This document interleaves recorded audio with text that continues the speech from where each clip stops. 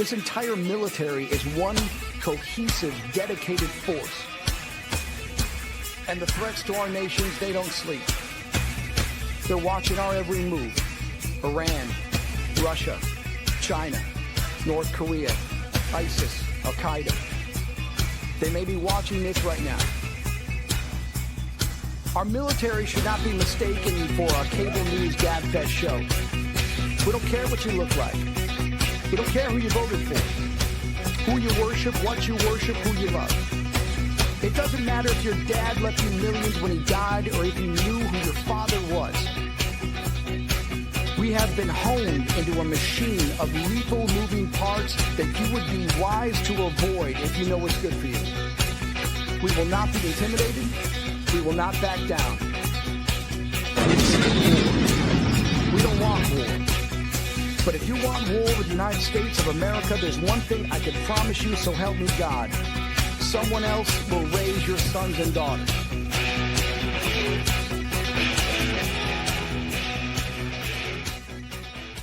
Opinions expressed in this program are those of the speakers and do not necessarily reflect the views or positions of any entities they represent. Find us on the web at mbradio.us. Welcome to the From Pain to Purpose radio show. I'm your host, Eva Fulton. In this show, we explore the incredible journeys of resilience, healing, and transformation. In each episode, we will sit down with individuals who have faced unimaginable struggles and turned their pain into power, heartbreak into hope, and their challenges into meaningful change and finding new purpose in life. Through candid conversations and inspiring stories, we will uncover how pain, whether emotional, physical, mental, or spiritual, can be the catalyst for profound growth and a deeper sense of purpose. So if you are looking for motivation, insight, and real stories of triumph over adversity, you're in the right place. Let's get started on this journey from pain to purpose. Let's give veterans a voice through Military Broadcast Talk. Hey, welcome everybody. Welcome to the From Pain to Purpose radio show. I'm your host, Eva Fulton. And more importantly, welcome to 2026. Woo, we made it. 2025 is over. I don't know about you guys, but that's probably one of the toughest years that I've experienced. So I'm glad we made it to 2026 alive and kicking. I have my guest here beside me, Samantha Jasso. How do you actually, my maiden name's Hasso, but I'm married. Okay. It's Epperson. Epperson. I put it in the system right, but I didn't memorize the last name right. So before we get into Samantha's story and, you know, what's been happening, very positive for her, I wanted to share my word of the year. I'm one of those people I did not do well with having resolutions, New Year's resolutions. Nope, those are too easy to break. Probably close to 8-9 years ago, I started having a word of the year. Have had a variety of them over the years, but last year was the word elevate, and I really kind of apply it in all facets of my life. I was talking to a young gentleman New Year's Eve at Billy Bob's, and was, you know, yes, I know it was loud in there, but you know, sometimes you can have the conversation before the, you know, the big time went off. But it was good to have a conversation with him. He's like, but he was asking some really good questions. Well, how do you use that word of the year in your life? And I said, you know, really, I just kind of look at as a target of something that I can, you know, we've been to the range before. You're living life by looking at the target. I use the word elevate all year long as my target to the decisions that I'm making. Is that an elevate decision? Right. Is it something that's going to help get me to where I want to go? Is it going to be something that is going to help me climb higher? And I work very well with the dangling carrot.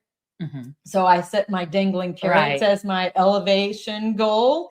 that if last year was like, if I finished, I was finishing a couple of those PhD classes, and my reward was going hiking in Spain on the Camino. Nice. And so I believe in the dangling carrot. That was definitely an elevate, whole week journey and everything. But my word for this year is intentional.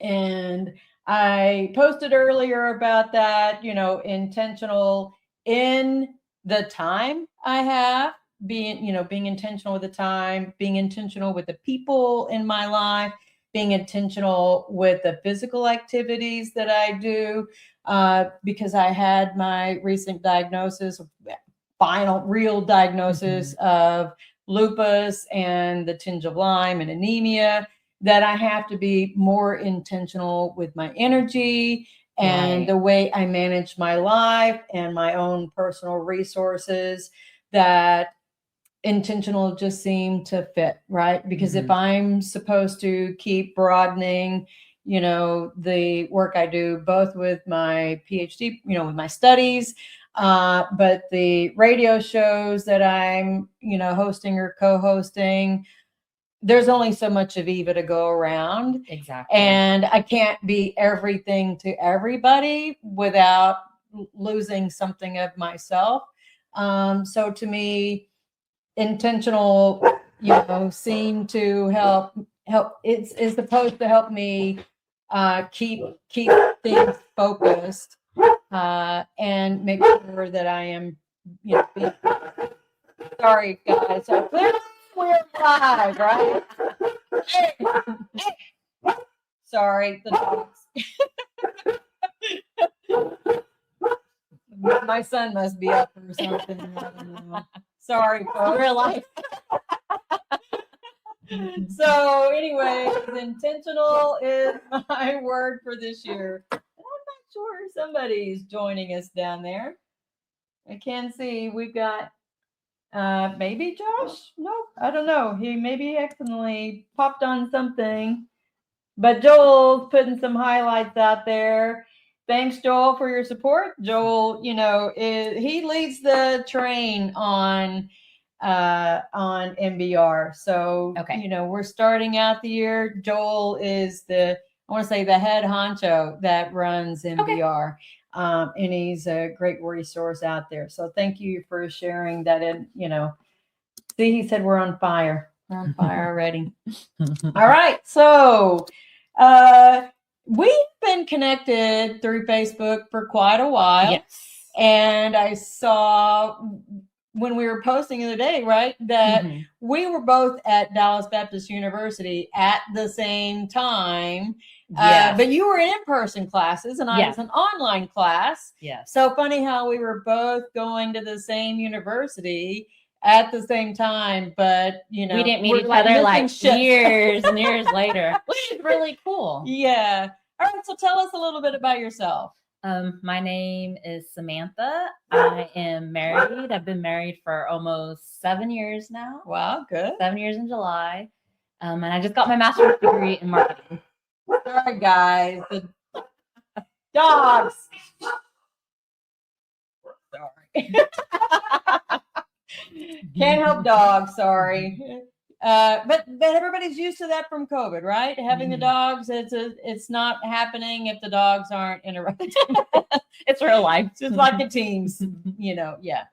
So what did you just graduated a couple of weeks ago? Yes. Yes. And you're from Tech. You graduated from Texas Tech. Yes. So I got my bachelor's degree from Texas Tech in Human Development and Family Studies, which is about enhancing and improving the human condition, back in August of 2007. Okay.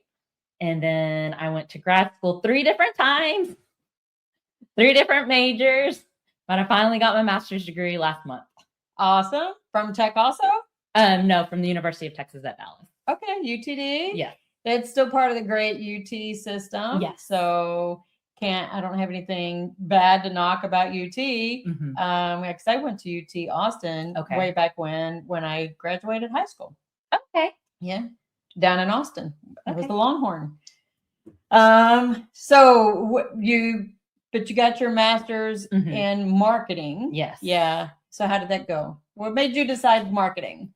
So I have a friend that I made when I was at Texas Tech, and we're still friends to this day. And I found out the benefits that I got from serving the Army were about to expire. She has a bachelor's in business and she's got a master's in education. And I was just talking to her one time, and I don't know how we got into the business part. And then somehow marketing came up, and I looked into it, and it went from there. And it's Okay. really cool because my friend from Tech, her name is Stanisha, she also helped guide me with my bachelor's degree in human development family studies. Because, I'm a first generation college student, meaning that I'm the first person in my immediate family Yep. to go to college. And so when I went to go work on my bachelor's, like, I didn't know how college worked. I was just going to take classes and stuff. And I remember with my bachelor's, I was telling her, I heard there's classes that you can take at Tech, that it's about people and marriages and relationships. She's like, you do know that's part of a degree, right? And I was like, that's a part of a degree. And so I went to go talk to the academic counselor, and that's how I got into that. But I didn't know. You don't know what you don't know. No, I totally understand. Because when I went to UT Austin, I was the first one in the family to go to school. I didn't have parental help to help me learn how to navigate the education system and how to manage time, manage, I worked full time. I worked 40 hours a week, and I took 14 hours at And UT that's Austin. a lot. 14 it was a lot. Yeah, I was for- taking 14 for full time. Full time's even a lot. So for you to take past 12, that's a lot. I didn't know, I really didn't know. I didn't have anybody helping advise going through that experience. The woulda, coulda, shoulda, and that's how I ended up joining the Army, because I just saw that my life was going nowhere fast, and I still wanted to go to school, but I just wasn't equipped with knowing how to manage my adult life at that time, and keep a roof over my head, and going to school, and not understanding about loans. That was way back when, loans were bad. They could have been $6,000, a year. But back then, that was in 86, 87, $6,000 seemed like a whole lot of money compared to now. I still owe student loans from a bachelor's degree. And I will tell you something, it's super competitive. So the only reason why I remember this is because when you're in high school, like, the way you define yourself is not healthy. For me, like, my identity was my GPA. Yeah. So when I was a senior in high school, when I graduated, I'm like, okay, my GPA is a 3.939. And the reason why that stuck with me is because I ingrained it, like, that was my identity. But it was so competitive. Like, I didn't get any scholarships, but part of my problem in high school was, I was all about academics, which is great, but they also want to see you outside of academics. Community. Are you volunteering? Are you working a job? And so it didn't show that, I had a variety of that holistic. Yeah, I wasn't a holistic person. I was just education, which is great, but they want to see something outside that. I didn't know that. Yeah. But in hindsight, I'm like, that was a part of God's plan, because God can do anything. I believe in God. I can say that, had I gotten scholarships and stuff like that, I might have not joined the Army. Because school was paid for, but school wasn't paid for. I did graduate with my bachelor's. I took student loans out. Right. Then the first time I went to grad school, I took student loans out too. But to go back to grad school again, I wasn't taking out student loans.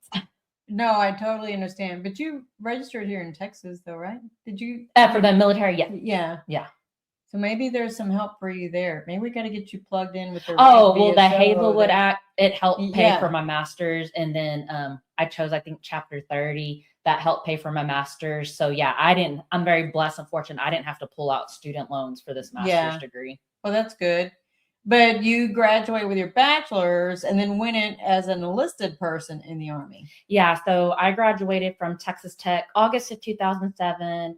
And I left for basic training January of 2012. So it was a couple of years after I got my degree that I joined the Army. But that's because the economy, global financial crisis in 2008. And it was very difficult, for me to find a job because, companies weren't really hiring. And it would be interesting to see if you know my second oldest son, because he went to tech probably at about that time. Oh, really? I don't know if you saw, I interviewed Josh for his birthday on November 29th. We'll have to look and see if you know who Josh is. That would be kind of weird. That would be crazy. If you knew my son. Because he didn't graduate from tech. He graduated from UNT a couple of years ago, but he did go to tech at about that time frame. Okay. I don't know. Small world. Small world. So you joined the Army in 2012 then. Yes. And what was your MOS? What did you do? I was a medic. Medic? How did you like that?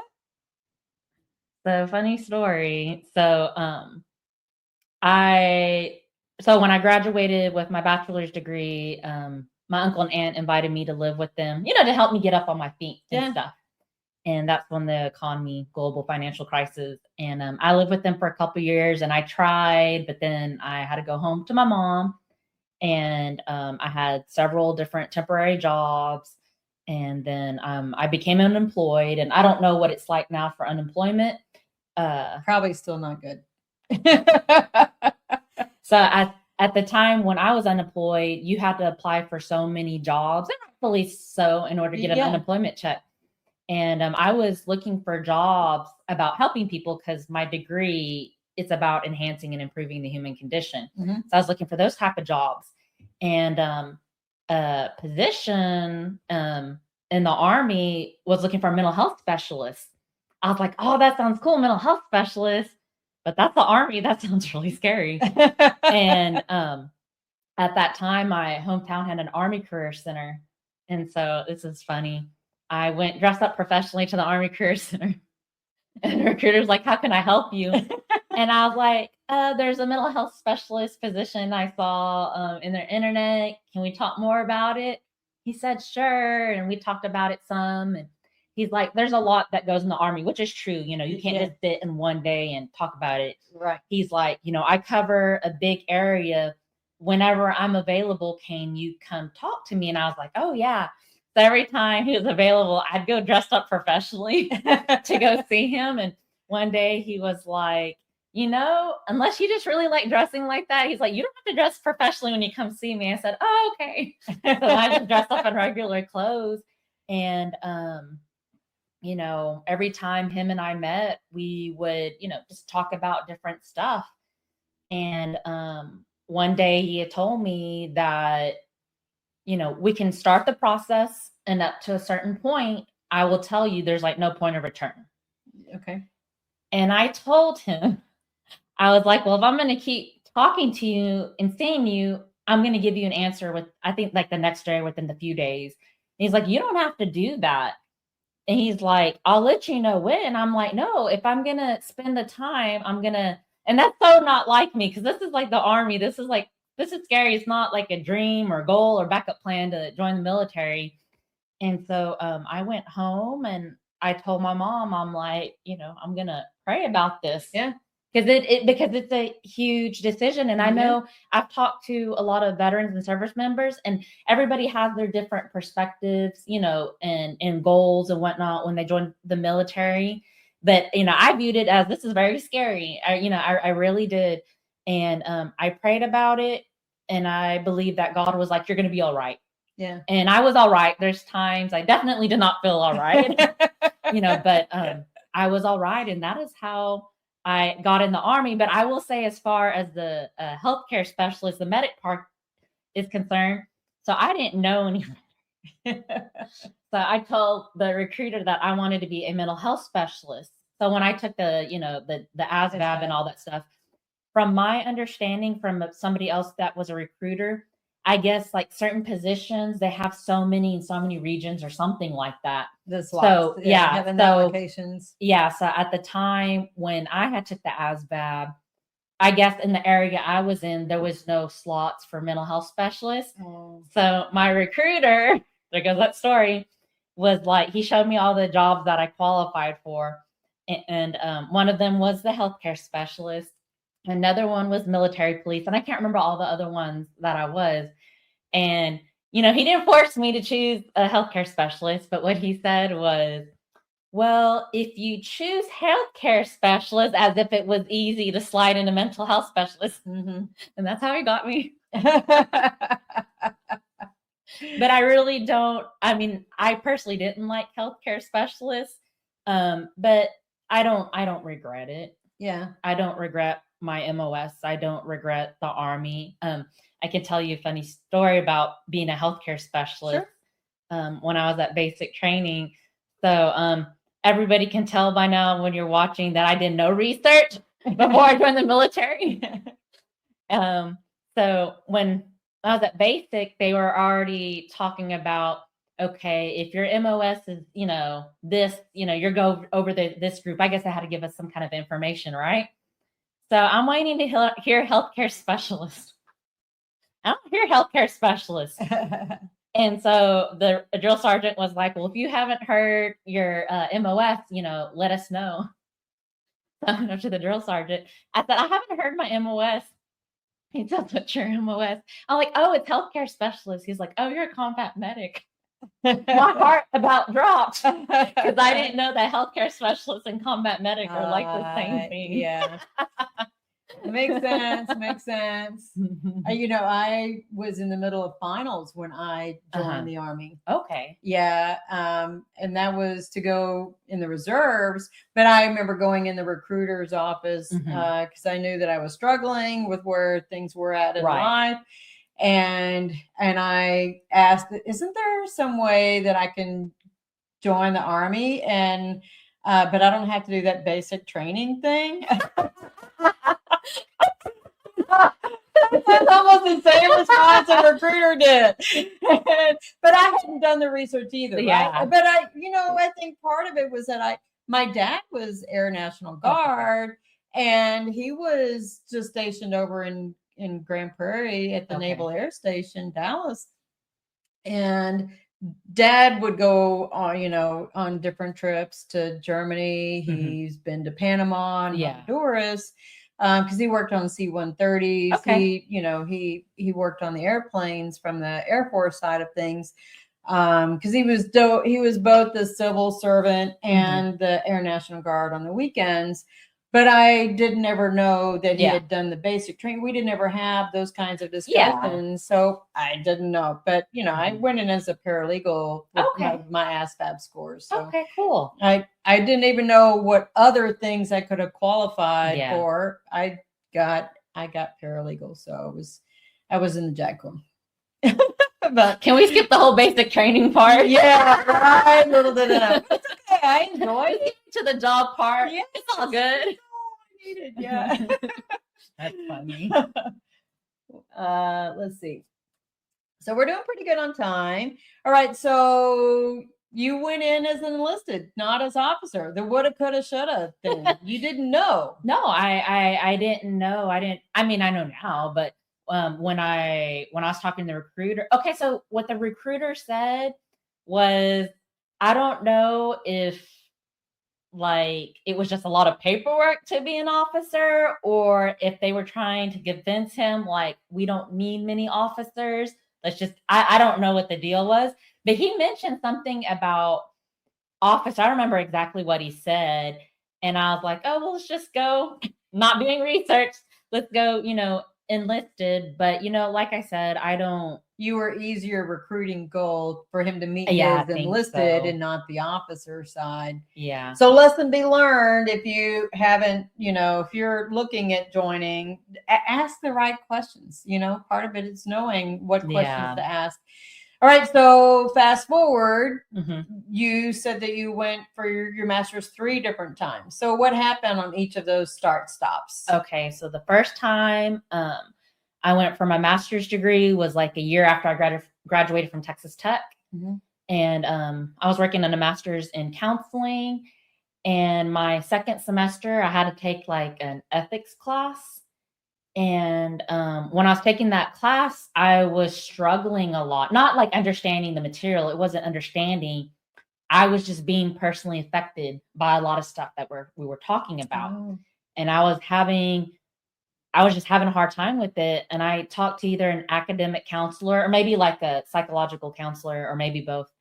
And what we came to the conclusion of was my whole life had been about academics, and that's not a bad thing. But I also didn't know myself, and I didn't have a lot of work experience. And so came to the conclusion it was my own decision that let me step back because I need more life experience. Counseling may not be for me. Yeah. So that's why I stepped back. Now, the first time I went to grad school, that was prior to joining the military. Okay.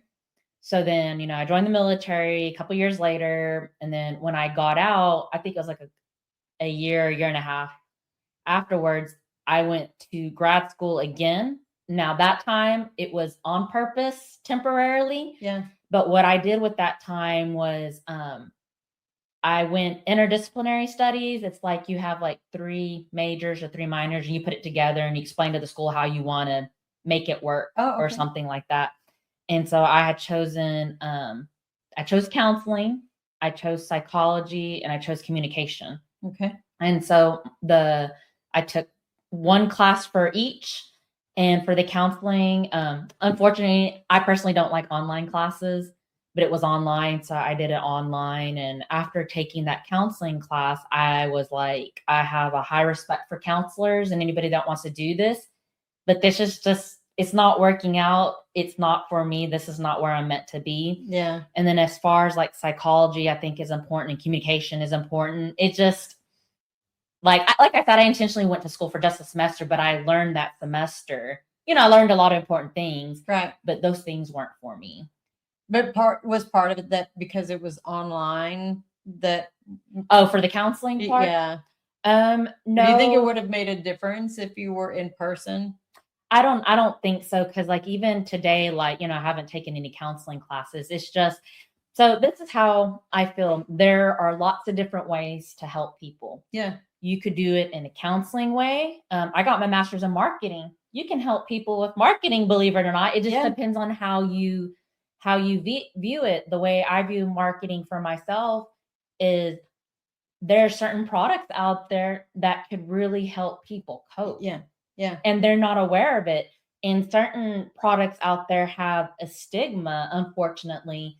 And if you let people know, well, no, here's, testimonies, this is what it's doing to your body, or whatever that product may be. Right. Like I can help people that way. So I feel like there's different ways to help people. And for me, the counseling route, I meant to help people, but not in the counseling route. Right. Counseling is not bad. But for me, the marketing ways to go. No, that makes sense. So you did the marketing, but you were an in-person student in your to finish your marketing. Yes. Right? So there was 2 classes that I took at UTD that were only offered online. I didn't like that, but one of the classes I really wanted to take it and it was only offered online. So I took that. And there was another class. I'm not going to lie. I was very scared to take it because the school has, every degree has like core classes where everybody has to take it. And then the other classes, it makes up your degree. And they recommended this one class. And I really didn't want to take it. But at the same time, I was like, if the school is recommending this, they know what they're talking about. And I need to trust that. Right. Because I've already worked in the world for a while and, it just, things weren't working out. So if somebody's giving me information, I need to trust it. Right. Right. So that class was only offered online. And it's so funny because prior to last semester, I've had several A's, but there's different kinds of A's in grad school. There's like an A and A-. That class was like the only class that I made like an A. Okay. So this was the class I was scared of. Right. But you got a better grade. But I got a better grade. So sometimes it tells you like, you may be afraid, this description to me, it sounded boring too. It didn't sound interesting, but sometimes you have to trust when somebody's telling you something. Yeah. And you also have to take a risk. Yeah. No, that makes sense. If you want something and you kind of have an idea of where you might want to go, and if they're making recommendations, you got to try. Like, I will also say there's one class that was in person that they recommended. I 100% not, like, they can't make me take certain classes. I didn't want to take this class because I knew I wasn't going to do well in it. And it was a miracle that, I passed the class. I'm not saying I did well, but I passed the class. Hey, sometimes that's all that matters. Yeah. I mean, I still got my degree, but sometimes that is life. You listen to people's recommendation. Sometimes it works out well, like that one class online person. Right. I took that other class that was in person. I knew it wasn't going to work out for me, but I had to learn it. They were recommending it. And then after I didn't do so well in that class. It sounds like it had to have been statistics. I'm just saying. Statistics. I didn't have to take that. I'm not good at statistics. That's so funny that you said that. But it wasn't that class. Statistics is tough. I've had to take 2 stats classes. One in my MBA program. No, I've had 3. Sorry, I've taken 3 stats classes. One in my MBA, one in my second master's in public leadership, and one in my PhD program. And stats is different every time, right? Yeah. I mean, even the software that they introduce you to do the statistics in, and in the PhD program, it's on another level. Yeah. The stats side. But since you brought up statistics, there is something that I do want to say. I actually want to say 2 things. Okay. Like I've told you, I believe in God.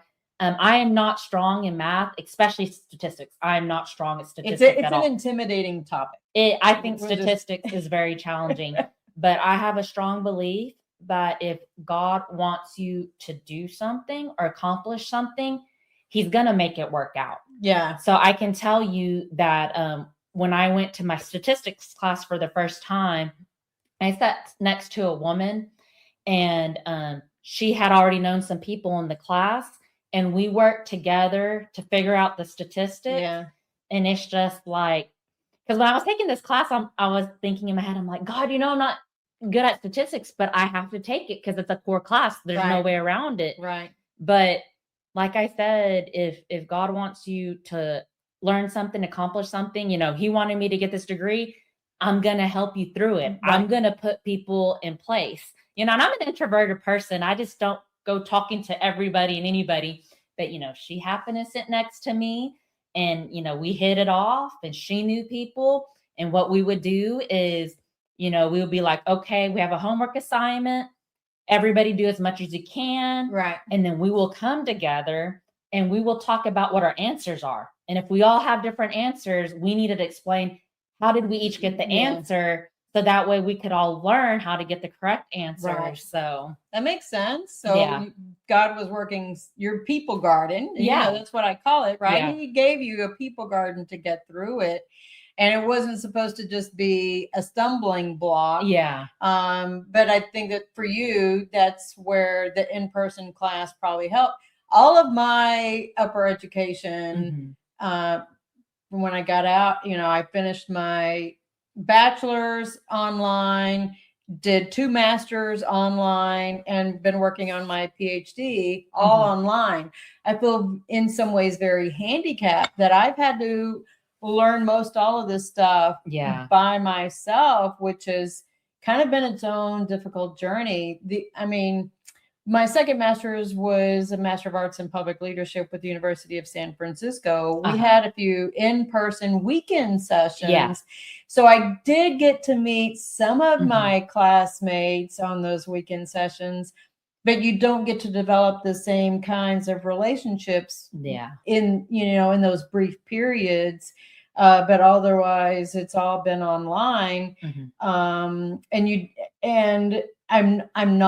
don't feel really connected with the campus or with, the university itself. I only know what I've learned with talking with the professors, and that connectedness there. There's kind of a handicap in a way. But then I've had to learn how to depend upon myself to get through this, to get through the course the courses themselves. And the way I view it too, I think a lot of things are about perspective and asking Yeah. God to give you perspective. Maybe you needed to take a majority of your online classes because God's like, I got you, Eva. And not only do I got you, Eva, I need you to know what you can take. Yeah. And what you can accomplish. So I'm not against online classes. I'm just saying it's not for me. I get it. But I think it's important for the audience to know that you have options. When I was first going through my bachelor's and my MBA, I had 2 very young kids. Yeah. If I going in person would not have been possible. I'm a voc rehab success story. Okay. From the VA. I got to it. Going online was an advantage because Cody and Carrie were very young toddlers, right? So, and I didn't have a car. Yeah. And I got to go to a private college, Dallas Baptist University, because they offered the degree program that I needed. Right. And without having wheels to get to school, going online to Dallas Baptist University, thank God, I'm Catholic. So went to a Dallas Baptist University. But that's awesome. But God blessed me with getting the education that made it work for me and my family to be able to get that education that I wouldn't have gotten otherwise. But see, I think that's cool that you share that story because it's letting people watch this know, like, you're Catholic, but sometimes God will use something different, which was a Dallas Baptist. And not only was it Baptist, 2 different Catholic and Baptist, but guess what? Dallas Baptist had this flexibility of online. Right. So I'm really glad that you share this story because I think, our audience needs to remember, especially in this new year. Yeah. Lots of opportunities out there, folks. Perspective, asking God, help me see things the way I need to see them, because you could have looked at it as, well, God, it's not a Catholic school. And the doors closed, and you got no wheels. I mean, I could have had lots of naysaying, and you could have spiraled. And I'm not attacking anybody if you struggle with that, but that is something throughout your life, especially we're starting a new year, like getting your perception better, because it will help you move forward. Exactly. All right, so now you ended up in marketing. Tell us about how I think we started it before, but the marketing side of things, and what are you going to do? I'm a real with everybody. And it's okay. I personally don't know what I want to do right now, but I will say that there's a veteran-owned business that I like their products. I'm going to send them an email and let them know that I'll call it volunteer. I don't know if that's the right word, but like 16 hours a week. Kid intern. Like intern. Yeah. And so that way I can gain some experience and, they can gain some free labor, and hopefully we can bring value to both of each other while I apply for different jobs. There is this digital marketing company that they reached out to me. I wasn't the only person they reached out. They were trying to get a bunch of people. And now they're looking for somebody with a high GPA. I didn't graduate with a high GPA, but the way I view it is, it goes back to perspective, and everybody's, in different places in their life and whatnot. But I'm like, I'm 41, new to the business world. And, I just got my master's in marketing. You're getting a fresh set of eyes. So if this company interviews me, I can bring that into the interview because I know there's not a lot of people in marketing 40 and above. And when you're not, I mean, why do you think that there's not many people? I mean, I didn't know. My son's got his degree in marketing, and he's 30. Is it just that was one of the statistics that one of my classes have gave me, and I don't know what like that particular number is, but that's something that I could bring up to their attention. You know how a lot of times at the end of interviews they'll be like, "Do you have anything to add?" I mean, I would like to add that because it's just like I'm coming off fresh. You know what I'm saying? You're fresh, but from an older perspective. So like mature. example, Mature is a good word, right? Yeah. Mature. We don't want to use the word old or I got a lot of life experience. There you go. Yes. Let's reframe it to more life experience. I like it. I like it. Because, I can do a lot of research on younger people. That is something that I can do. I can gain that information, but I'm not a younger person. Do you see what I'm saying? Oh, yeah. So it's like with younger people, they can do a lot of research, on like our age groups, but they haven't been, But they don't in a have that place. life experience. And they don't to have be that life. able And it's not to knocking speak them. to, Yeah. right, to speak to a particular nuance for whatever that product is. I don't Yeah. know. There's a part of me thinks that you're going to end up becoming an entrepreneur. I could see that because I don't think that there's a lot of, and maybe I'm wrong, but maybe I do have a business hat side of things. Right. But maybe your perspective, maybe you have an opportunity to become an entrepreneur. Well, and you can do consulting for veteran-owned businesses to help, help them level up their marketing game. Well, that means a lot that you said that to me, because you're somebody with a business background. So if you're seeing that in me, that that helps give me hope, because I'm not saying that's exactly what I'm going to become, but you don't. Yeah. Because like I said, like I told you earlier, I don't think I said it in front of our audience, but my last semester, so last year, I took all the classes I took for my master's in marketing. They were all marketing classes, except last semester, one was organizational behavior and the other one was market entry strategies, which is still a marketing class, but it was an entrepreneurial. Yeah. And I took that class, and something with marketing, they have something called the 4 P's of marketing, the 4 C's of marketing. Okay. 4 P's is like traditional marketing, and 4 C's is more like the modern marketing. Okay. And I love the modern marketing because modern marketing involves a lot of community. Okay. And I'm like, I think community is so important. I am so blessed. I have so many communities I'm a part of. I can tell you, the high school I graduated from, even though I don't live in that town, I'm a part of that community. Yeah. I mean, my maiden name is Hosto. That's not a common last name. Everybody knew who that was. And I have sisters too, so it wasn't just me. I graduated from Texas Tech. I'm a part of that community. Right. So, I can be like wearing my Texas Tech jacket, and you can meet somebody that you've never met at Texas Tech, but hey, now you have, a common bond. I love that. Same thing with the military. I was stationed at Fort Drum.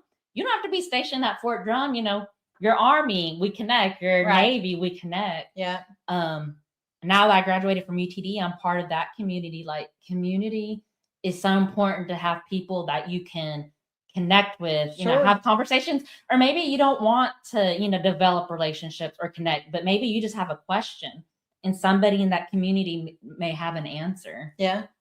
Or an introduction. Yeah. Or an introduction. Yeah. So, you go a long way with introductions. Oh yeah. So what was the biggest challenge you had going through, the start-stop side of getting your master's? I mean, you pivoted twice into your third degree. What helped you land? Someone started. What helped you land in the marketing? And as your major, what helped you make that particular thing as your degree? To be honest, I don't remember. Oh.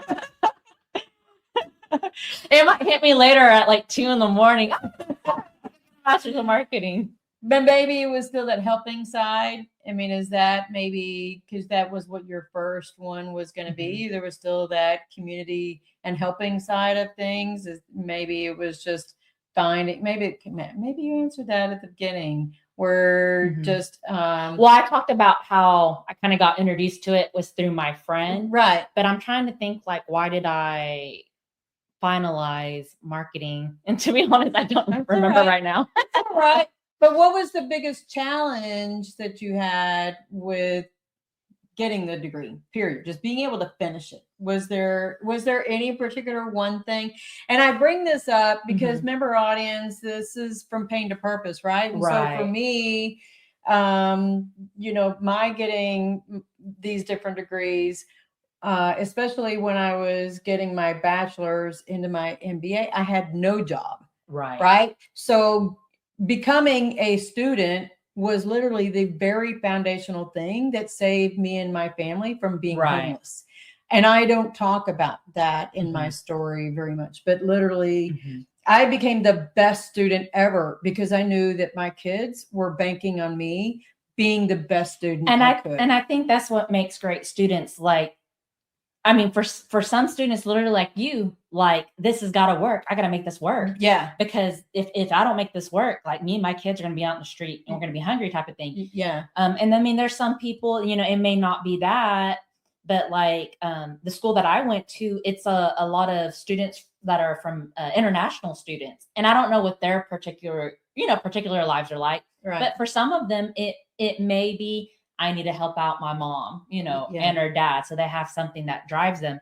I think for me, the pain, it wasn't really getting my master's in marketing. I think it was, you know, I had, you know, I don't remember if I said this earlier on here or not, but just how I viewed life as you know, graduate from high school and you go get your degree and then you go get that job and then you go meet that person and you go get that house. And then if you want that kids, you know, you go get kids and the vacation.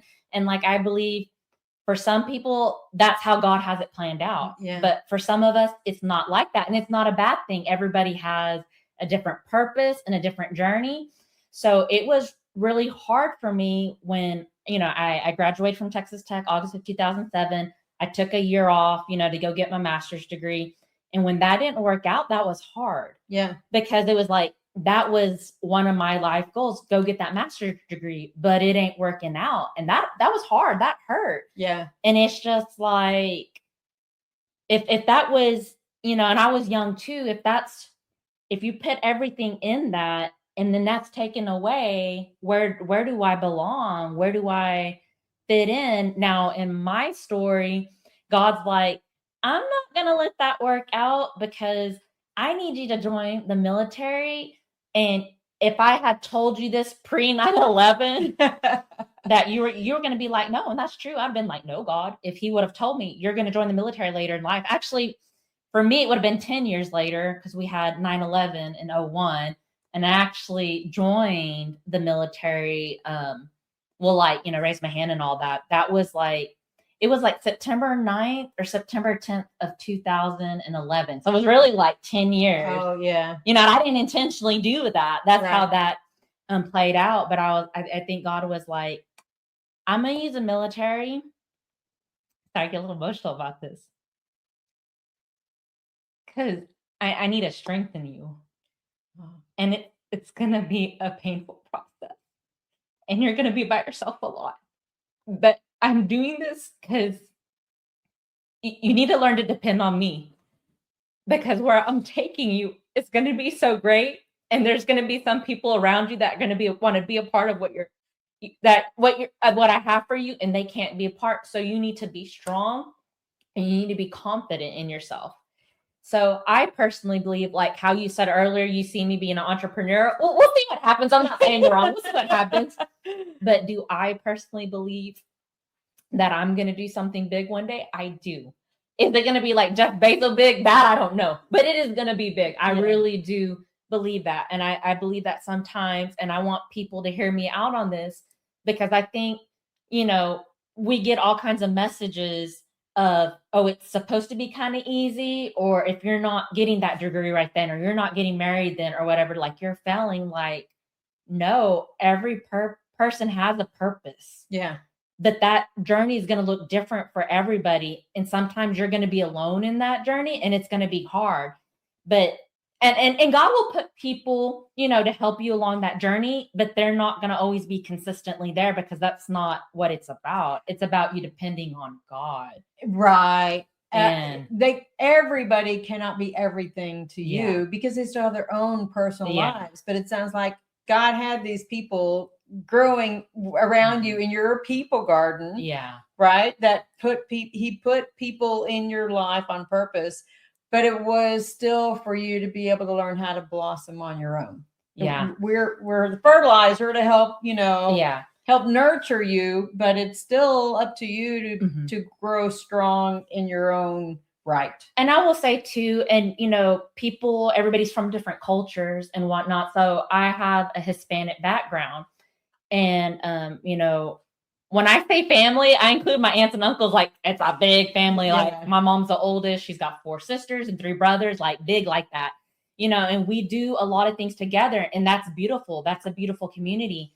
But God was like, that's beautiful and that's great, but I need to take you out of that, because I was stationed at Fort Drum, and my family's from Texas, so I'm all the way up in New York. Yeah. And they're over here. He's like, family's beautiful and it's wonderful, but I need for you to make me a part of your family and not just say it. That is I powerful. need you to have a relationship with me, and I need you to trust me, because because I honestly, when I joined the Army, I thought maybe God's just seeing if I'm going to obey him. I really did not think I was going to make it through basic. I really did not think I was going to make it through AIT. And then when I made it to Fort Drum, I'm like, I'm not even going to last a year at Fort Drum. They're going to let me go within a year. No, I finished, those, first 4 years of the contract. So yeah. And now look at you. And now look at me. Got my master's degree, and I don't know where And it I'm hasn't going. necessarily been easy either. Oh, no. Yeah. No, like I can say, like, this is a lot that has to do with the military. So, in the military, when we do something, it's go time. Yeah. We need answers like that. I would get really impatient in my head. I would send somebody a Teams message, and I'm like expecting an immediate answer. And I have to tell myself, I'm like, Samantha, stop. Like, they may be working. Right. They may be working on a project. Maybe they just need a break. Like, and I never messaged somebody and be like, why aren't you answering me now? I never did. But in my head, I'm so used to like, go, go, go. Let's move fast. Let's move fast. It's like, you got to slow down, because people have life too. Yeah. So I would say that was challenging, because when I want something done, let's do it, but it's like. But that's I think part of it is our Army life. Oh, yeah. That's definitely that. Well, at least for me. High speed, low drag. And then when you get to civilian life, it's C's okay. I say, I know people who, getting a C grade is passing. And so therefore it's okay. But we're used to being overachievers and overthinking. And so we do the A.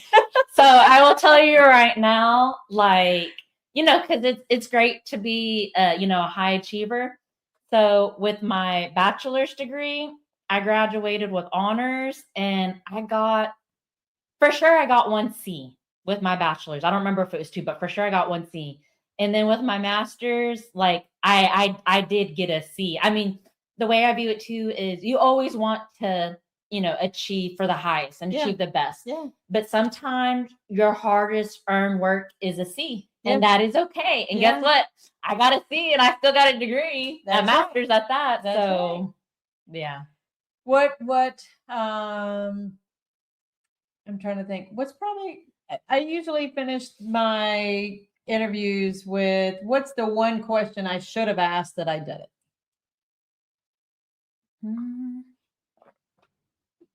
I don't know.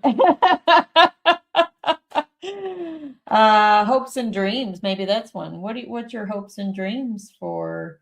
I mean, that was probably the hardest thing that I had to learn when I got out of the Army, and I got laid off twice, right? Okay. I got into the workforce, but got laid off twice, was forced into becoming an entrepreneur. But then 2008 hit, we lost my house. We lost everything. Yeah. And that was really tough. So I have a couple of years with zero income. And that's how I ended up, getting my education was the answer for us. But I became a much better student as an adult compared to what I was when I was working 14 hours. You're going to school 14 hours, working 40 hours, and not understanding the discipline it takes to manage that whole lifestyle. I became a much better student as an adult. And even now I can manage doing all these other things because I'm better at managing my time and being self-disciplined about how do I get these things done with traveling and all that stuff. So, but the one critical thing, I had somebody, this lady, she was a Mary Kay lady, when I was really low in life, and this was a particular time she asked me, so what do you dream of? And I talk about it in my book, Welcome to My People Garden. And I said, what do you mean what I dream of? I said, the only thing I'm dreaming of right now is what am I going to put on the table today for my kids to eat? Yeah.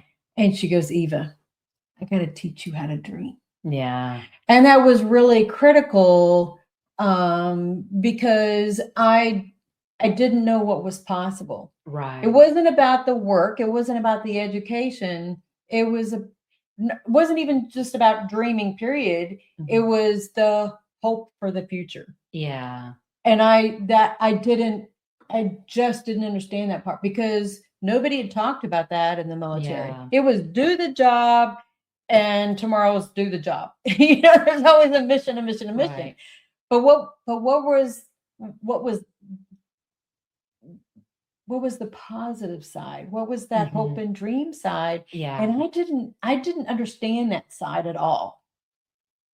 So I don't know, I'm throwing that out at you. What do you hope and dream for? I will say, like, I'm gonna look at the camera and let the audience know. Something that God's been talking to me about is for me to dream big and to believe that. And I will tell you, one of my struggles with my master's in marketing was getting a master's didn't work out the first time. I mentally thought, like, am I going to be able to do this? Because things just didn't keep working out. And I had to fight against, like, God had a reason why you couldn't get a master's the first time. And so God's just telling me now, like, dream big. There's that Bible verse, Jeremiah 29:11, where I know that plans I have for you, declares the Lord, plans to prosper you, not to harm you, to give you hope in the future. I hold on to that verse so hard. Yep. Because it's the DBU motto. Yeah, the DBU motto. It's like the first grad school. And, and I stay connected, with DBU in that sense with that verse. And, like I said, I have a master's degree. We know the economy's not, going very well, but I just hold on to that verse that he's got a plan and he's going to make a way and things are going to happen. And I got to be patient because, it may or may not happen this year. It may take a couple of years. And I just have to tune out what I see and what I hear and just keep trusting God. Yep, man. I love it. Wow. This has been an incredible interview. I'm so glad you came over. You made the long trip over. And I loved a lot of things that you said because you'd say things and I was like, oh, I got to add this. Thanks, everybody.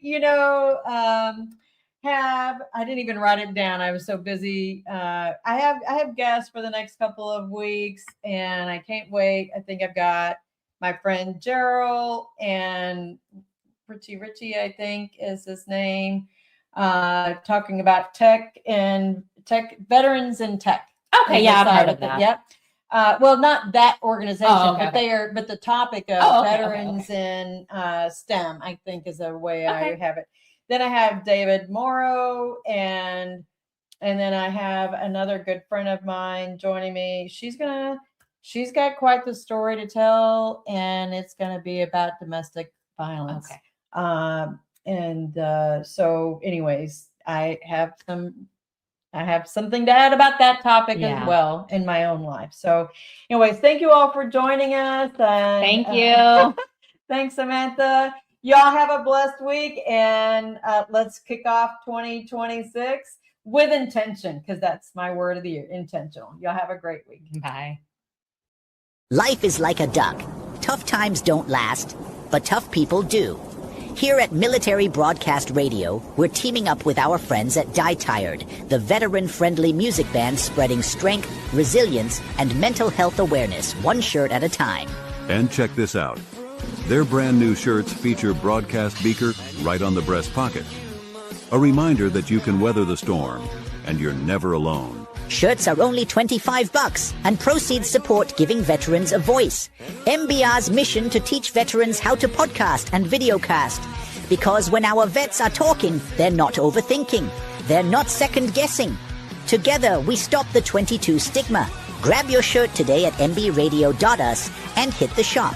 Or go directly to toramerch.printavo.com/merch/dietiredband. That's toramerch.printavo.com/merch/dietiredband. Suit up. Stand strong. Remember, we're unduckable together. You're built tougher than the storm.